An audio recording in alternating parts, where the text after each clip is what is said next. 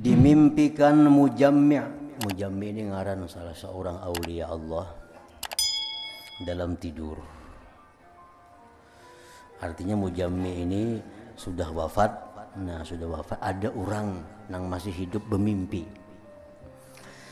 Lalu ditanyakan kepadanya, bagaimana kamu melihat urusan ini, urusan itu. Maka Mujammi' menjawab, saya melihat orang-orang yang zuhud di dunia, mereka pergi dengan kebaikan dunia dan akhirat. Ujar Mujammi', aku melihat di akhirat, aku melihat di akhirat bahwa orang-orang yang zuhud dengan dunia itulah orang-orang yang pergi dengan kesenangan dunia dan akhirat.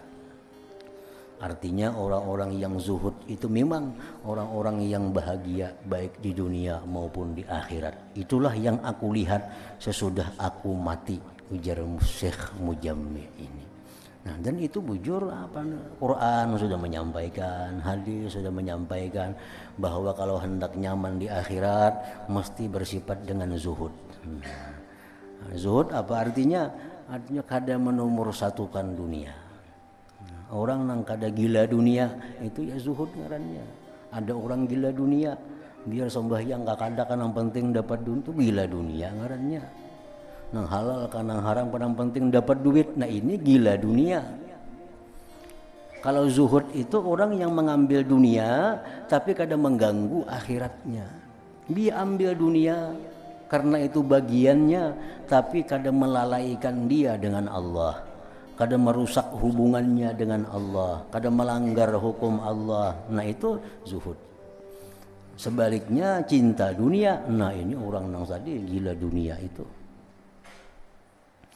Jadi jar Mujammi', aku melihat di sana bahwa orang-orang yang zuhud itulah orang yang membawa kebaikan dunia dan akhirat.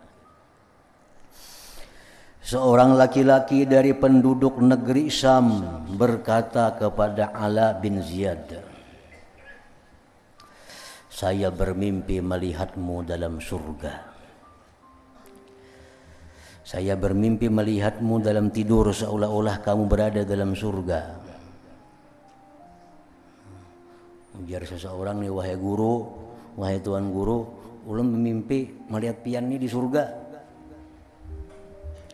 Lalu Ala bin Ziyad turun dari majelisnya dan menghadap kepadaku, kemudian berkata, mungkin syaitan menghendaki suatu perkara, lalu saya terpelihara daripadanya, lalu ia menentukan seseorang membunuhku. Jadi jar Ala bin Ziyad, mimpi ikam itu ikam sampaikan kepadaku itu bisa membunuhku, bisa membunuhku.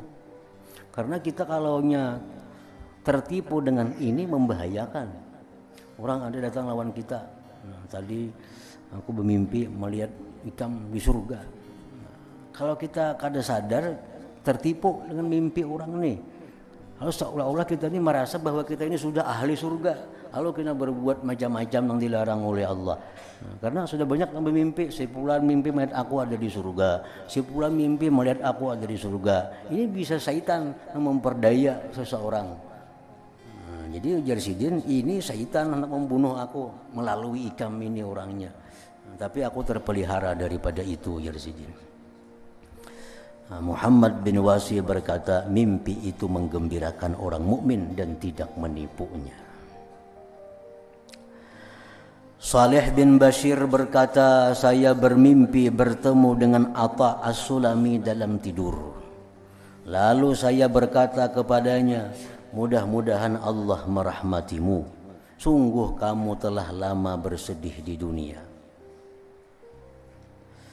Atha As-Sulami berkata, ketahuilah demi Allah, dia Allah telah membalas kepadaku yang demikian itu istirahat yang lama dan kesenangan yang kekal.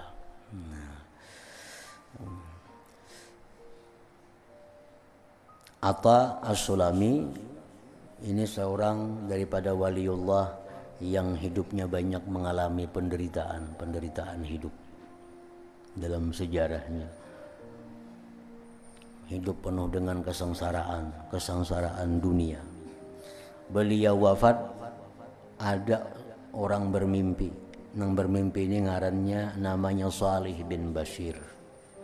Bermimpi, wahai Atta, bagaimana keadaan kamu di akhirat itu? Ujar Atta menjawab, demi Allah, dia telah membalas kepadaku yang demikian itu istirahat yang lama dan kesenangan yang kekal. Lalu saya bertanya, ujar si Salih nih kepada Atta dalam mimpi itu, di tingkat yang mana kamu? Di tingkat mana kamu diletakkan oleh Allah? Ditempatkan oleh Allah. Atta As-Sulami menjawab, ma'alladzina an'amallahu alaihim minan nabiyyin was-siddiqin wasyuhada was-salihin wa hasuna ulaika rafiqa.